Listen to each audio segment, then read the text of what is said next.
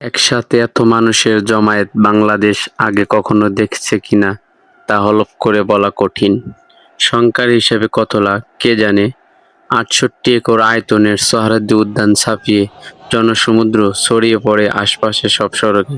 Shahbag, Nilkhet, Kakrail, Bangla motor সহ রাজধানীর নানা প্রান্তে। তীব্র গরম অপেক্ষা করে ঢাকার বাইরের অসংখ্য মানুষও শামিল হন এই বিশাল গণজমায়েতে। নির্ধারিত সময়ের কয়েক ঘণ্টা আগেই শহরের প্রধান সড়কগুলোতে শুরু হয় মার্চ ফর গাজা কর্মসূচির মিছিল। অগণিত পতাকার ঢেয়ে ঢাকার রাজপথ যেন রূপ নেয় এক অভূতপূর্ণ দৃশ্য।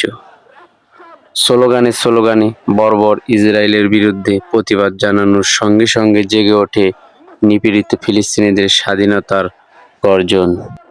এই গণজামায়াত ছিল এক স্পষ্ট বার্তা।